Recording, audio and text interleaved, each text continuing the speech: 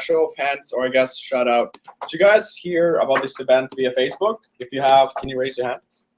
Okay, perfect. And what about you guys who've seen it via mass email lists from Liam Payton? Okay, cool, cool, cool. And anybody from CISA's website? Okay, cool. Thanks. I just wanted to get an informal view. And those of you who have received emails about the dev environment setup, did anybody get through it? Did anybody get a no? Sort of? Yeah. Did anybody get it all the way through? You too? Okay, cool, cool. Getting the website? Just like following those, setting up Vagrant, getting it running and whatnot. You have? Awesome. Nice. Good job. Anyways, I'm gonna throw like a few pizzas around the table. You guys can just eat as you go. But without further ado, here's Casey Lee, and cool. Thanks, Alex. So, guys, big thanks to CISA for throwing this on for the second time now. So, for those who don't know, my name is Casey Lee. I'm hosting tutorials for you guys. It's pronounced TutoRails because it's Ruby on Rails. It's not that I can't spell. So really awesome turnout. This is really great, guys. So I'm actually recording a Google Hangout on air here, but that's not going to be our primary mode of learning. It's kind of as a backup. If you guys happen to miss a lecture, you can go online and view it. I'm not going to pay particular attention to the camera. Otherwise, I'll be like this the entire time, and I won't be facing you guys. So again, it's kind of more of a backup. And if my computer dies, because this is I don't even know how old this MacBook is. It's pretty old. If it dies, I'm going to shut down the Google Hangout. So try to come out to these lectures as much as you can. So, so just show of hands, how many are first years here? Second? Third? Fourth? Fifth? Sixth? I feel like there wasn't 100% of hands with that. Okay, whatever. Not that important. Okay, so if you guys don't know and you didn't read the emails, you didn't read the announcements, you just stumbled into the room for some random reason, we're here because I want you guys to get excited about web development, okay? Among a lot of other things, but primarily web development. So how many people here have developed web before? Cool. All right, how many people here have taken Nell's HTML course a couple weekends ago? No. Yay. Okay. So again, today's all this course is all about learning web development, and it's good to kind of like dive in a little bit to see what people's past experience is. But the idea here is I'm not going to teach everything there is to learn about Ruby on Rails. That would take forever. I've tried it in the past, and it failed miserably. I'll be 100% honest. I've run this course twice now, and both times started out awesome. It started out just like this. Okay, last year especially, we started in a room like this. There was this many people. It was standing room only. Everyone was really excited. Everybody got to meet each other. It was great. Second course went pretty well. Third course, pretty good. And then everyone just started falling off, and we were down to like 5 people in the end. And I blame that purely on me and how I ran the course. Okay, so the past couple of times, I wasn't too proud of how it ended. I was really proud of how it started. I was really proud of the idea. But how it went was not very good. So we actually held a session last semester to try to improve things. And we took those notes seriously. We didn't try to change everything because you got to take things in small incremental steps, just like software development. Okay, so we changed a couple things and tried to make it good. I'm super pumped about this, okay? I feel a little bit nervous and jittery right now. Not because I'm nervous about like talking in front of a crowd, but I'm nervous of like how awesome this course can be, and hopefully I can deliver that, okay? So that's what we're dealing with. All right, so today we're just going to give you a little introduction to what the course is all about. And we're going to try to get you guys set up. And whatever you don't finish here in class, that's basically your homework, is to finish up the setup of your environment. Okay, we're going to try to give you as much help as we can here. But there's only so much we can do. So again, hopefully you guys will meet some people here. You'll be able to network and be able to help each other out. Now, there are a couple of people in the room who've had success setting up the environment, which is great. There's a couple of veterans of the course here, so they might be able to help you out as well. Okay, so try to get to know some people here as well. Okay, so what is this course all about? So again, like I said, it's all about getting excited about web development. Okay, so I want you guys to leave this course feeling like, man, I can actually do some of this stuff. I could program the next Shopify, I could program the next Facebook, I could program the next Gmail, whatever app you guys love today on the web. I want you guys leaving with the feeling that you guys can actually program that. And the reality is you can, okay? And then the second thing is, okay, it's all well and good to get excited about it, but it'd be nice if we actually coded some stuff, right? So the second bit of this course is all about coding, okay? We're going to go through some practical exercises. You guys are going to be coding stuff. You're going to be building your own website, your own web application, excuse me. We'll talk about that difference. And again, ideally you leave with enough excitement to be like, man, that was a great start. I want to learn more. Okay, that's what this is all about. So what are we learning specifically? We are going to be touching the Ruby language. So how many people in the room have ever programmed in Java before? Good, good. How about C? C#, C++, Visual Basic, Perl, Prolog. Yeah, Prologs. You guys are impressive people. Not really. Prolog blows my mind and what people can do with Prolog.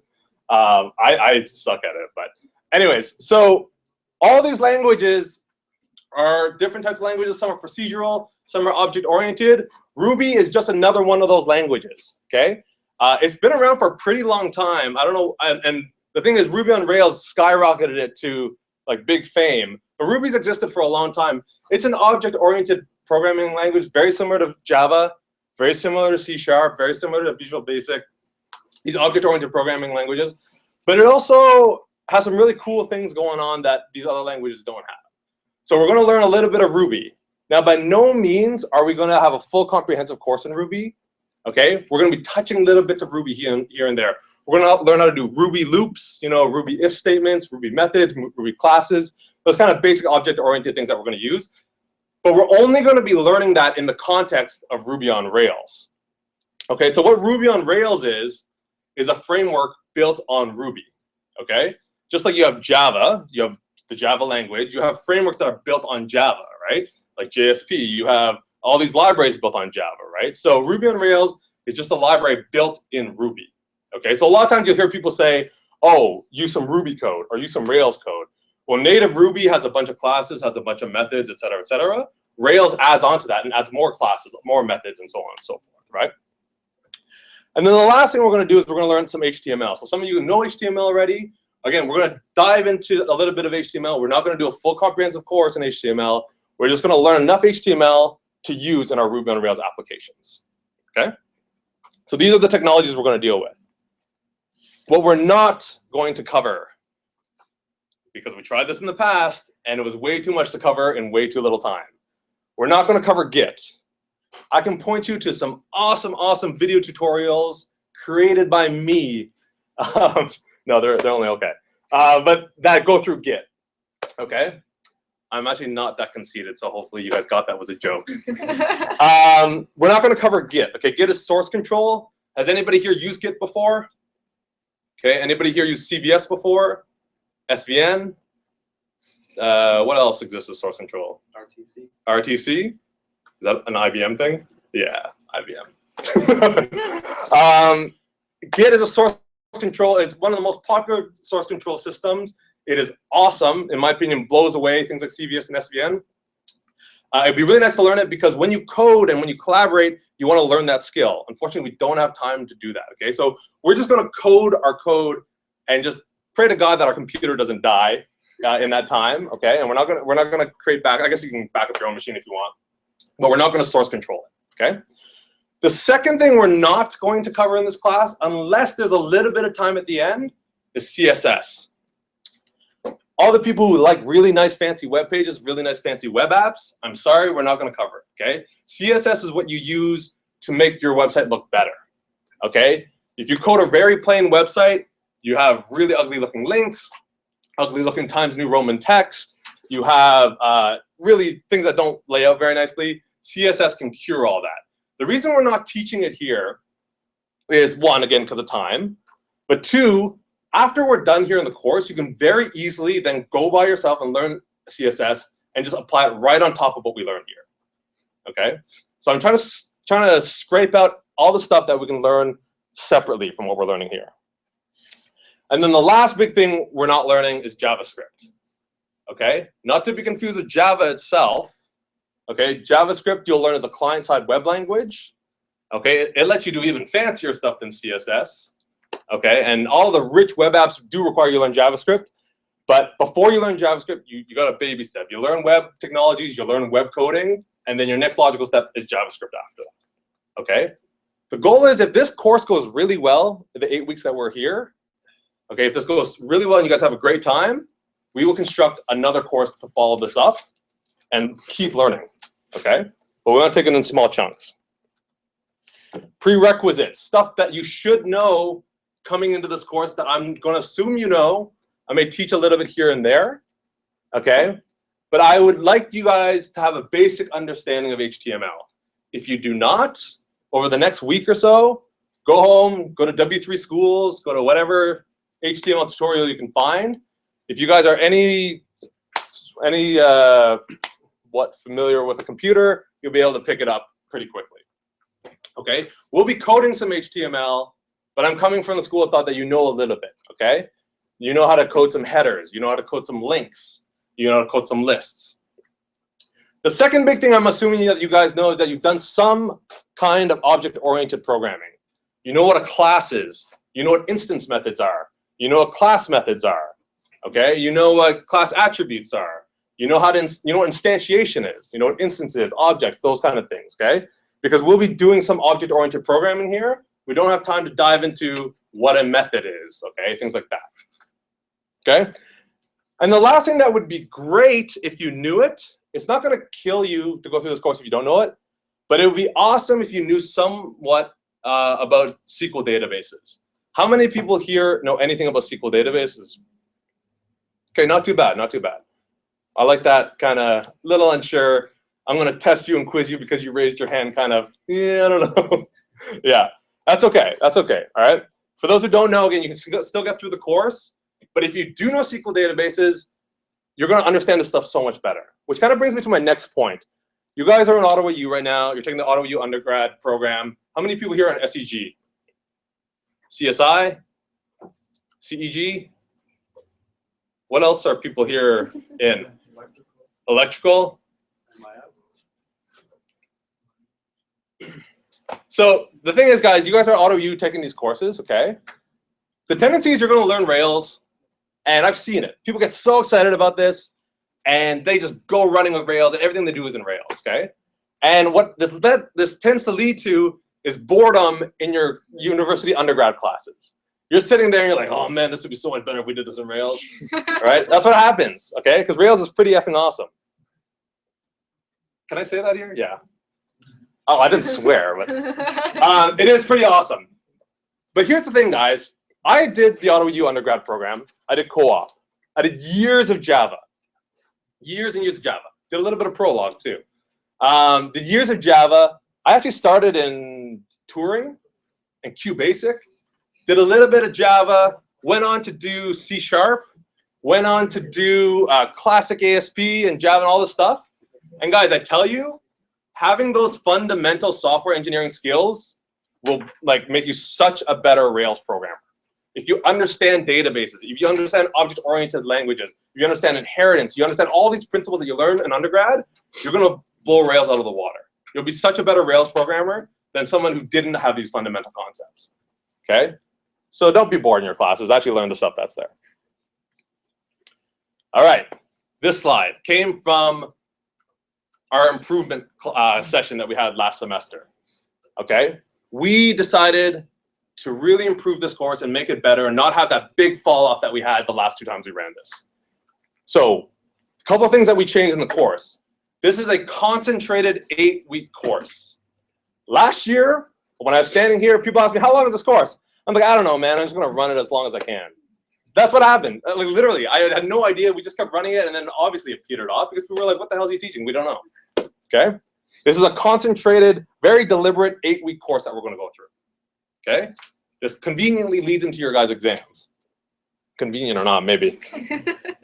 The second thing is we're covering fewer topics because I want to show everybody that I knew everything about everything. Okay? I was like, look at me, I'm Casey Lee, I'm going to show you that I know all this crap, right? No. Concentrated, fewer topics. That's what we're covering here, okay? And the reason is, again, it's better to learn that way, okay? Some of the more advanced people in the room will be like, oh my God, let's get on with it, okay? But be fair to the other people. Look, use it as a teaching experience for other people, right? A lot of people are gonna have some trouble keeping up. Help those other people, okay? It is more structured. And I'll tell you what that means in a little bit. This came from Lucia, actually. I'm gonna show you what we're building, okay? And even better than that, I'm gonna stick to it. Unlike the last times I ran this. You can tell how much I hated the last time I ran these courses. Okay, so let's actually get into some actual theory here. All right, so what is Ruby on Rails, guys? By the way, some people just call this Rails, okay, for short. What is Ruby on Rails? Oh, by the way, I'm guessing you guys don't know where these slides are, right? That would probably be pretty helpful. So if you go to caseylee.com/tutorails, TutoRails, yeah. And you scroll down, you come down to these 3 links called class notes, class source code, and demo site. Just click on class notes. Look how awesome that styling is. You hover on it and you can't see the words anymore. It's so stupid. This is how good I am at web programming. Okay, click on class notes, you'll be brought right to it. Okay, so Ruby on Rails, what is it? Like I said before, it's a web framework built on the Ruby language. Let's dissect that statement a little bit. Framework. What's a framework? Basically, it's a collection of classes, right? A collection of utility classes that you guys can use. That's what a framework is, right? It usually gives you a bunch of other stuff for free too, but ultimately it's a bunch of classes that you can use. It's a web framework. What does that mean? All these classes that are built into Ruby on Rails, okay, they're meant for web development. So things that you very typically do in web development, Ruby on Rails makes it really easy. For example, one of the big things we do in web development is we send email notifications, right? You get a message on Facebook, you get an email notification about it, right? You're on Google+, you get an email notification about it, right? So Ruby on Rails has classes that make it really easy to send email notifications, stuff like that, okay? And like I said, it's built on the Ruby language, okay? So these are all Ruby classes. And what's awesome is that Ruby itself is a pretty awesome language, okay, which you guys will learn in a bit. Why Ruby on Rails? Why aren't we doing JSP? Why aren't we doing ASP.NET? Why aren't we doing PHP? Well, the reality is I don't really know those languages that well, okay? But there's a lot of reasons why Rails is awesome, okay? One, it's really fast to pick up, okay? It's very, very fast to pick up. You're going to be building a pretty powerful web app in 8 weeks and an hour-and-a-half sessions, okay? 2, it's powerful enough to grow with you. What does that mean? If you start on Ruby on Rails as a beginner web developer and you grow Facebook, the next Uber, the next whatever, okay, Ruby on Rails can live with you all the way to that, okay? I'm sure a lot of people here want to work for Shopify. Shopify is was built on Ruby on Rails. Still is built on Ruby on Rails, I believe. Okay. I think Twitter at one point might have been, but I think they abandoned it for some reason. So it's powerful enough to grow as you grow as a web developer. 3, it teaches awesome, awesome software engineering principles. I became a better software engineer just by using Ruby on Rails. Okay, Ruby on Rails is what we call an opinionated framework, which means it has an opinion about how you should code stuff. It means when you're sitting there coding and you're like, oh, how should I name that variable? Or how should I name that class? Ruby on the Rails is gonna like breathe down your neck and say, you suck as a programmer, you should name that a different way, okay? Not literally, obviously, but Ruby on Rails is very much like that, okay? It's gonna teach you really awesome software principles, software engineering principles. And 4th, it's awesome. Okay, so I told you that we structured this course. Every single lecture we do is going to have these 3 parts. I've even color-coded them nicely for you guys. So when you fall asleep at the end of the day on Tuesday, 7 p.m., 5th floor of site, you'll be like, oh, orange, lesson, got it, okay, back on track. Fall asleep during the lesson, you're like blue, oh, coding exercise, I better wake up and start coding, okay? And you're falling asleep, like, oh, purple, homework, okay, I can go home, great, awesome, okay? This is how every single lecture we're going to go through has this. If you missed it, we're currently in the orange lesson phase of this lecture. Okay, cool. here are the 8 sessions that we're going to go through. Today, introduction and setup. We're already talking about the introduction. Our coding exercise is going to be setting up your environment. 2, we're going to talk about Rails routing and server-side pages. 3, we're going to talk about Rails models. 4, we are going to start coding what's called a RESTful resource. Okay, because one of the most powerful things you can do as a web developer is code a RESTful resource. Okay, you are going to code a part of it, and then in session 5 and session 6, you're going to finish it off. Okay, session 7 I've left for other topics because inherently I believe it's going to take us longer than I anticipate to finish these classes. Okay, so I'm just leaving a little bit of a buffer there. If we do finish on time, I will cover things probably styling your page and making it look nice.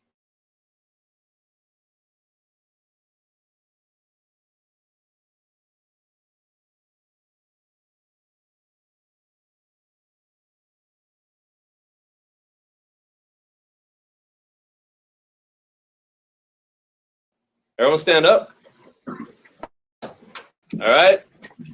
Cool. All right. We're feeling good. We're feeling good.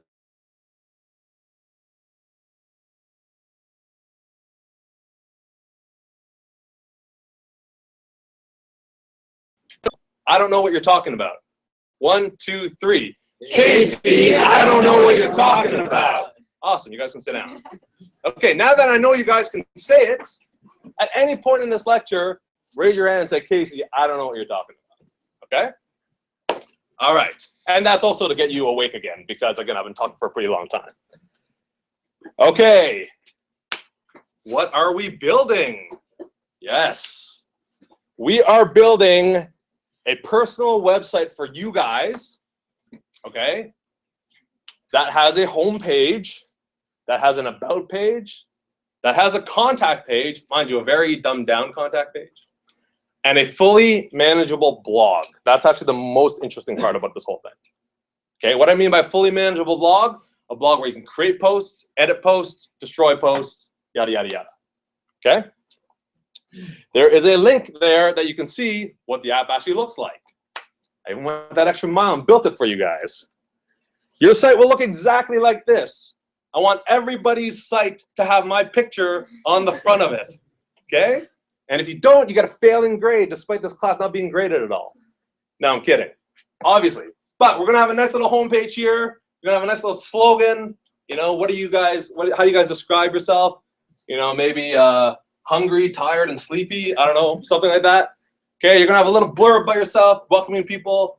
I'm the best programmer, you wanna hire me. You're gonna have an about page, a contact page. You're gonna have a blog listing here.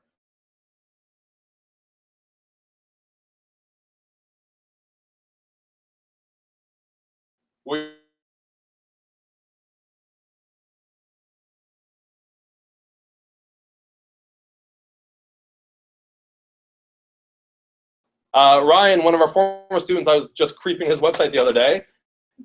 He built it so that he has his like resume on there.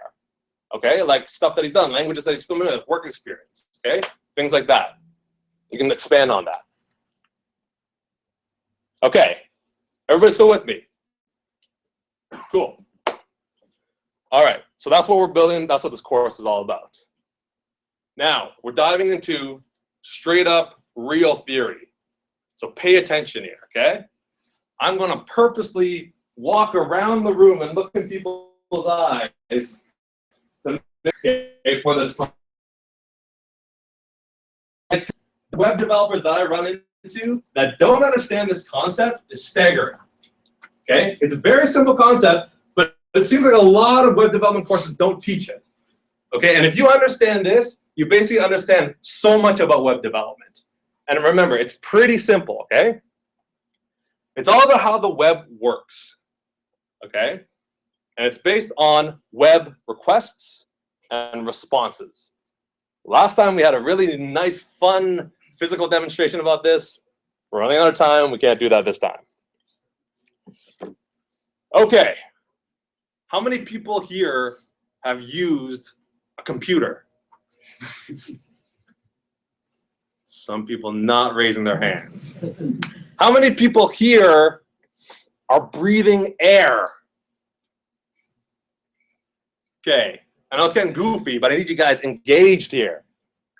Okay, how many of you guys have used a computer program? How many of you guys have used a browser? Chrome, IE, Edge, Safari, Firefox, Opera, Netscape. Anybody use Netscape?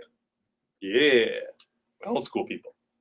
Okay, have you guys ever thought about explaining to somebody who's not computer literate how a program interacts with a file?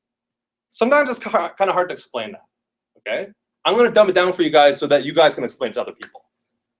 Basically, when you open up a program like Microsoft Word or Excel or Photoshop or even a browser, okay? You open up the program, you fire it up on your computer, and very typically the next thing you do is you open a file that program understands, right? Microsoft Word, you'll open a doc file or a docx file, right? Excel, you'll open up an XLS file or XLSX file. Photoshop, you open up PSD files, okay? Acrobat, you'll open up PDF files, and browsers open up HTML files, okay? Now, what these programs do, it seems obvious, okay? But what they do is they take that file, they look at all the data that's in that file, massage it, and present it in a human-readable form on the screen, right? That's what they do. Right, you look at a docx file, you look at it in plain text, you see all this XML stuff, you see all this extra data, and they take that, they massage it, and then they present it to you as something that you can type on and edit and stuff like that. Right? They have highlighting, they have tables, they have all this stuff stored in that file. That's what computer programs do. Right? A web browser is no different. A web browser, you can open up a browser, okay? You can hit File Open and open up an HTML file. And this is what the HTML file will look like. Okay, if you look at the bare bones data of the code, it'll look like that on the left. Then what the browser does is it takes a look at that data, analyzes it, massages it, and spits out a human-readable form of that file. Okay, that's what computer programs do. A browser is no different. Okay, how many people understood that? Good. Okay. So this is what a browser does. Now, very typically, though, I can imagine how many people in the room have used the browser and hit File Open and then selected an HTML file? Not too bad. Okay, about a third of the class. Okay, because most people don't do that. Most people probably didn't even realize you could do File Open in a browser. In fact, in Chrome, by default, it's kind of hard to find that, actually, the File Open, especially on Windows. You have to like right-click on the toolbar and be, oh, File Open. Okay. Because there is another way that a browser can grab that file, okay? Photoshop, Microsoft Word, all these files, you're usually grabbing a file that's sitting on your desktop, right? Or on your hard drive. Okay, browsers are slightly different in this way. They can open files that sit on your desktop as well, but they can also go across the internet, go to some computer sitting out there in the cloud, fetch a file from that server, bring it down, okay, and then massage it, okay? But what it does once it has the file is no different than you opening up that file on your desktop, okay? It has that one little catch where it can go out into the cloud, grab that file, and bring it down, okay? This is how the web works, okay? When you type in www.uottawa-cisa.com, is that the URL? That's it. Okay, or if you type in www.cbc.ca or whatever website that you visit, you are basically telling the browser to say, go out to the internet, go out to some server, find a file, bring it down so I can present it on screen for you, okay? And what's really kind of cool, actually, is once you make that request to get the file down, okay, you actually have a local version of that file sitting on your computer. Okay, it's actually there for you to look at. You can actually even open up the source code and see what code that you downloaded. Okay? This is how the web works. Okay? When you type in anything into your URL bar, it's going out and hitting a web server. So some computer that's out there that's running a program waiting for this request. It's just sitting there. Okay, like a bored worker just waiting. Oh man, please come send me a request. A request comes in. The web server says, oh, you need that file? Okay, let me grab that file for you. Grabs that file, sends it back over the internet, down to your computer, onto your browser. Your browser opens it up and displays it for you. Okay, request, response. And in fact, everything in the web works this way.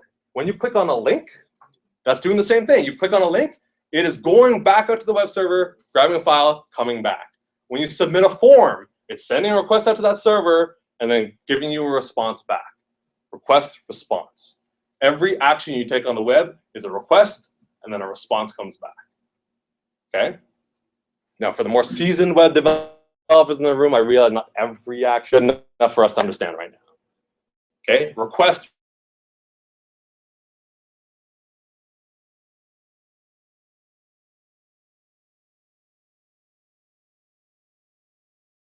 response. Website, request, a little bit of theory beyond that. Okay, so you understand that it's a request, a response, a request, a response. There's a little bit of theory that's going to help us when we go actually develop this stuff. Okay, just 3 things you need to know about web requests. Okay, when I send out a request, I'm sending out a request for a file, but there's other attributes about that request. A request can have a type.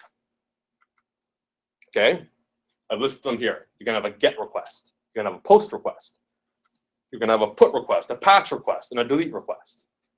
These are all part of the protocol of requesting something and bringing it back down. In case you're wondering, this protocol of requesting and getting the stuff back over the web is called HTTP. Okay? That's that protocol. What does it stand for again? Hypertext transfer. Hypertext Transfer Protocol is what it stands for. Okay? There was a fairy here telling me that. Who is that? Good work, man.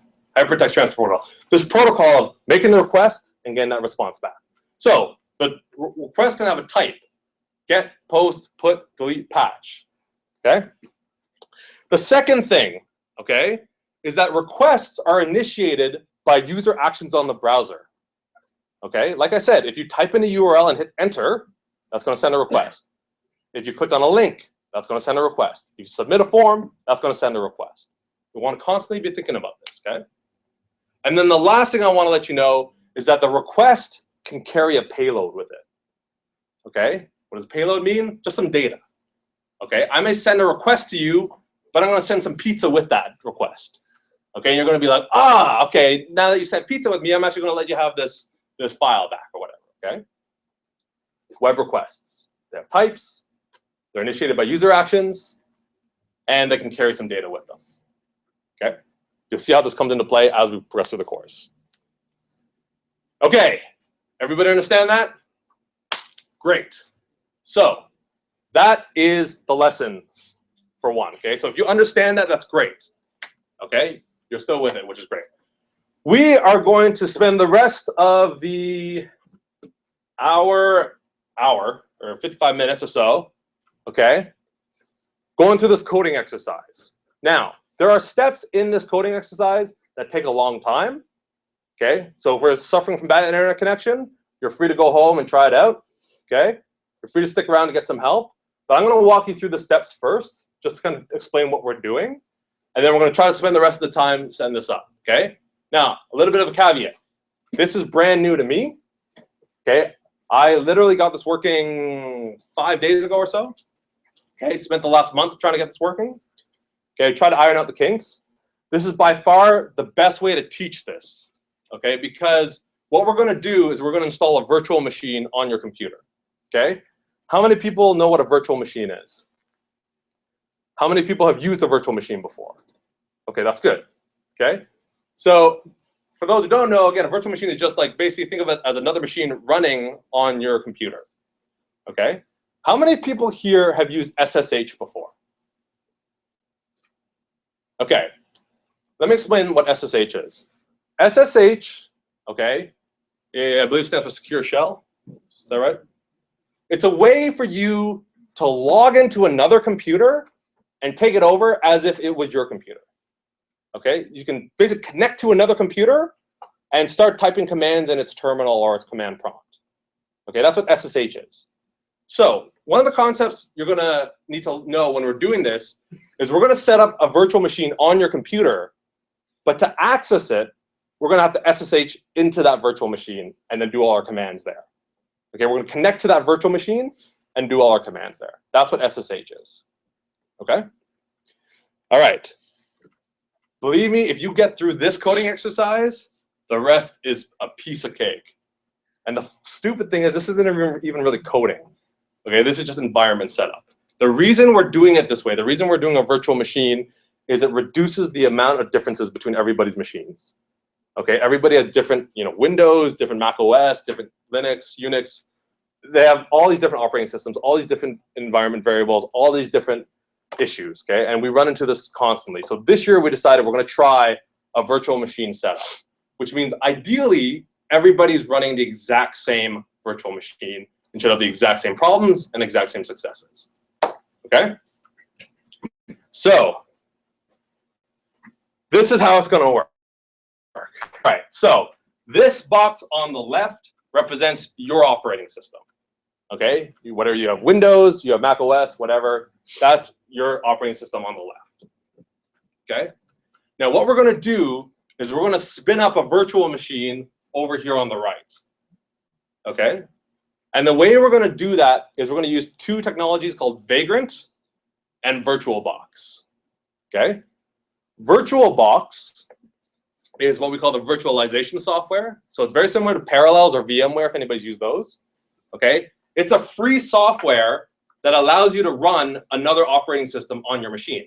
So if you're running Windows, you could use VirtualBox to run a version of Linux on your machine, okay? If you're using Mac, you could run a version of Windows on your machine on top of VirtualBox. That's what VirtualBox is. It's a piece of software that allows you to run another operating system on your machine, okay? That other operating system that we are going to run together as a class is a build of Linux, okay? How many people here have used Linux before? How many people here have used the terminal in Mac? Okay, you guys will be right at home. It's very similar, like Linux and the terminal in Mac are basically built on the same systems, okay? How many people have used the command prompt in Windows?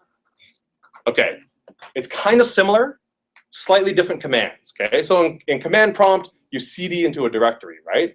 And you make directory mkdir, right? You list the directory by typing like dir, okay? Linux just has slightly different commands, okay? So instead of dir, for example, you type ls for list. Okay, so you'll be learning some of those commands. And then you'll improve your street cred too, because you'll be like, I use Linux, All right, so that's what VirtualBox is. Okay, we're gonna be running this. Now the question is, if we install VirtualBox, and I say, oh, you should go install Linux. Okay, you might get a certain build of Linux. You might get a certain build of Linux. You might get a certain build of Linux. We got all these different versions of Linux. And we install all these different pieces of software on there, right? We still don't have the same environment, right? I can imagine like you go to some friend's house, and you're like, oh, frig, you don't have Java 1 point, what are we on now? 6, 7, 8, 9? 8? 1.8? Oh man, I got to install Java on there, and so on and so forth, right? So to ensure that we are using the exact same version of Linux and that we've installed all the same proper software, we're going to use a software called Vagrant. Okay? What Vagrant does is allow you to specify, use this operating system and install these pieces of software to get going. Okay? It's kind of like a way to kind of bootstrap your dev environment. Okay? And it's really easy. All you have to do is specify a bunch of configuration and say Vagrant up, and it starts up your virtual machine, and then it's just running in the background, waiting for you to connect to it. That's what Vagrant is. Okay? Now, to make it a little bit more complicated, so Vagrant uses a Vagrant file to say, oh, I'm going to use this version of Linux, and I'm going to spin up all these things. That's what Vagrant file is. Okay? Now, to make this a little bit more complicated, Vagrant says, we're going to pre-build some boxes for you. Because we know that a lot of people like to use certain versions of Linux. We like to use certain versions of Windows, certain versions of this and that, right? They know that in their how many years of being alive, they said, oh, all these people are using the same build of Linux and stuff like that. So rather than like building it from scratch, why don't we just have those as a baseline to start with? Okay, and those are called Vagrant boxes. Okay, so on your system, you can install a bunch of pre-built Linux builds called Vagrant boxes. You can install the 64-bit version. You can install the 32-bit version. You can install multiple versions of Linux, just waiting to be used over here. Okay, this is kind of like your starting point. Okay, we are going to be using the 32-bit version just to make sure we have compatibility across the board. Okay, because if you don't have something that can run a 64-bit system, then we're kind of screwed. So we're going to all use a 32-bit system. So what we're going to do is we're going to use a command to install this box on your machine, and then we just type Vagrant up. And what it does is it looks at the Vagrant file and says, oh, I got to use that precise 32 box. So I'll start with that, and then I'll install any extra pieces of software that I need onto that, and then spin up this guy. It spins up that operating system, and then it's just running on your machine while your RAM is slowing down all your programs. Okay? But we have this extra program that's just running on your machine. Did that make sense to people? How many people did that make sense to? Okay, at least half the room, so maybe you guys can explain it to the rest after class, okay? Now, the two extra pieces to this. When Vagrant spins up a virtual machine, okay, it automatically sets up a shared folder for you. Okay, a folder that when you're on your own machine, you're SSH'd into this machine, synced shared folder, and we'll see that later on. So that there's a synced folder here. I don't have to be ambiguous about it. It's actually at /vagrant. So once you're into this virtual machine, you type cd/vagrant. Okay, that folder will be synced with a folder on your own machine. Okay, the great thing about that is that we don't have to do all our work in this SSH connection. Okay, because SSH is just like a command line. You're kind of in there. You know, you can kind of use commands to edit the text and stuff like that, but you don't have, you know, a nice full-blown text editor. You don't have your browser over there. You don't have all this stuff over there, right? So what we can do is we have the synced folder. So over on our own machine, we can just open up that folder, and any changes we make to that will automatically be synced over here. And then the last thing, remember how I said web is all about request and response? When you type in cbc.ca, it goes out to a server to fetch that file and bring it down. We're going to be doing the same thing here. Our browser is going to be sitting on our machine, and we're going to say, hey, virtual machine, make a request to that to return a response back to our browser. Okay? This is your dev environment. I know it's complicated, but this will be a higher chance of success in this course. Okay? So the next few slides walk us through that. So this is what the Vagrant file does. It's going to use Ubuntu 12.04. It's going to install a piece of software called RVM, Ruby Version Manager. It's going to install a version of Ruby. Actually, it's going to be 2.2.4, not 2.1.1. It's going to install a version of Rails, 4.2. It's going to install NVM, which is Node Version Manager, and it's going to install a Node. You don't have to know what any of those are. It just does it for you, okay? What you're going to do is you're going to download and install VirtualBox, so your machine can actually run VirtualBox. You're going to download and install Vagrant, okay? You're going to create a directory on your machine, okay? I recommend you do it here. In my home folder on Mac, I do /dev/Rails projects /tutorials. Okay, Windows, you can do C dev Rails projects, or you can do C users, your username, wherever, okay? Just that's going to be your working folder. Once you're in that folder, okay, you're going to type Vagrant Box add #core precise 32. That's going to install the Vagrant box, that kind of starting point. Okay, download that box. We're going to run Vagrant init, which is going to create that Vagrant file. Okay, so we install this 32 box, and then this creates a blank Vagrant file. Okay, once you create that Vagrant file, I've created all the code that you need for that Vagrant file. So you go to this link, you download that Vagrant file, and you override what's already in there. Okay. Little catch, guys. Every time I tried this, it always appended this .txt extension onto it. So just make sure you're overriding it without a txt. If you download it and it has a txt extension on it, just delete the original file and then rename the new one without the extension. Okay. On Windows, if you guys don't know how to do this, in the Windows browser, you can basically say like show extension, and then you can edit that extension, get rid of it. Okay. So that's the Vagrant file. After that, you are going to download a second file, which is our bootstrap file. And this is a file that the Vagrant file will call to run some extra setup code. Okay? So at the end, you should have this in your tutorials folder a tutorials bootstrap.sh, and a Vagrant file without an extension. Once you have that all set up, okay, you can run Vagrant up. That'll use the Vagrant file, spin up the machine, and then it'll be running. That step takes a while, depending on how fast your computer is. Okay, because it's basically firing up Linux. Okay, it's installing Ruby, it's installing RVMs, installing all these things. Okay, but then once it's done, your machine is actually running on your system. You have a separate machine that's running on your computer. Now that it's running in that computer, let's connect to it. Let's actually connect to it, okay? So that's what this next step is, Vagrant SSH. Now, how many Windows users do we have in the room? Okay, there's a catch to this, guys. Windows does not come with SSH, okay? And Vagrant doesn't magically package up this program called SSH that allows you to connect to other computers, okay? So you're gonna have to download an SSH client. There's one called Sigwin, there's one called Git Bash, there's a couple others, okay? I recommend you just install Git. Git is something that's good to have on your computer regardless. It's gonna come with a program called Git Bash, which has an SSH client, okay? So in red, it says Windows users see the node at the bottom, see this node at the bottom, download Git, install Git Bash. And from that point on, you're gonna be using that Git Bash rather than command prompt, okay? So you run Vagrant SSH, you'll be connected to the server. Once everything's running, once you're in the server, you're gonna test that Rails is installed properly on that server by running Rails -- version, okay? And then you're actually gonna create your first Ruby on Rails application, okay? You're gonna go into a certain folder, you're gonna type Rails new, and then the name of your application. I'm gonna call it my website. Then you're gonna start the Rails server, okay? And then your server is running, waiting for requests.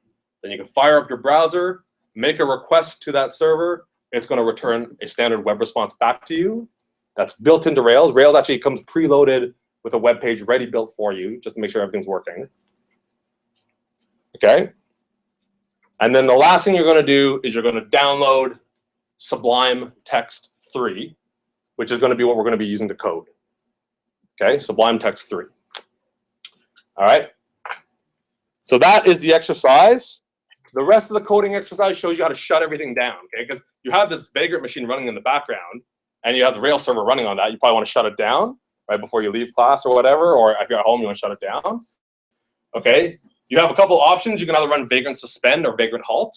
Okay, Vagrant Suspend will basically just suspend the machine wherever it is, but that takes up hard drive space and it takes up RAM, okay? If you do Vagrant Halt, it actually shuts down the system. Okay, so it doesn't take up the extra RAM. It's still taking up extra hard drive space. I do not recommend, there's a third choice there where you do Vagrant Destroy. Don't recommend it, because you're basically gonna completely clear the system. It just completely gets rid of it. And then you have to start from scratch. So why would you do that? Okay, and then the rest are just a little bit of notes about how you go about regular development. So I'll show you how to shut it down, and then the rest of the notes show you how you get everything back up and running. Because every time we get together, you're gonna have to get everything back up and running. You run Vagrant up, you SSH, you open up Sublime, you open up a browser, your dev environment's ready to set up, and then you start coding, okay? So what I recommend is we spend, again, the next, now it's 40 minutes doing this, okay? There's who in the room got this successfully set up? Okay, start making friends, people. All right, these people will help you out. Ryan is a seasoned veteran. Lucia is a seasoned veteran. Nell's a seasoned veteran. Alex, me, other people I'm sure I'm missing are all seasoned veterans in this, okay? So they'll be able to help you out, okay? When you come to the class next week, okay, you want to make sure that you can hit that web server, okay? And even go further than that, I would recommend you get in the habit of going through the shutting down and firing things up, okay? Because every week we're going to do that, and I'm not going to go through that every time. I'm just going to say, okay, let's start by firing up our SSH, let's fire up our browser, let's fire up Sublime, do all that stuff. Okay, I'm just going to quickly do that. So, okay. And that would be it for now. I do have an if you want to kind of go gung-ho after that, I do have an exercise on how you can program your first web page. You can look at that if you want to. I'm not saying we do it given the time that we have, okay? So we might do that as the first thing next week. Okay? So again, kclee.com/tutorials to see the class notes. I will also be, I'll be source controlling my code. Okay, so I'll be pushing my code up to a repository. So if anytime you miss class or you type something wrong in class and you couldn't figure it out, you can always go to that repository and see what, the code that I committed. Okay.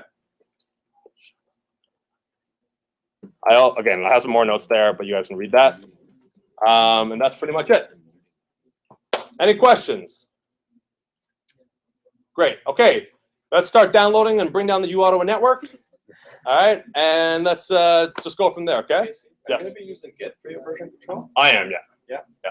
And if you guys are not familiar with Git, that's totally fine. I know the Computer Science Student Association, they're having a Git workshop, I think, next week. So if you guys are not too sure and you want to follow Casey along, probably a good idea to attend that, and you guys get some good idea of how to use Git, and that way you can, you know, follow him on GitHub as well and copy the files that way. If you go to kclee.com/nothing and click videos, or go to kclee.com and click or whatever /videos. This is my Git. Oh, there you go. Okay, it's called Getting to Know You. I don't know. I kind of like puns. Kind of. I don't know. Anyways, a lot of videos there to watch. I warn you, they're very long, but I've gotten some pretty good feedback on them. I'm pretty proud of them. I think they walk through Git pretty well. So if you want to learn some stuff on the side, you can learn that as we go along. Okay. All right. Let's bring down the servers. The UAuto network. Cool. Thanks, everybody.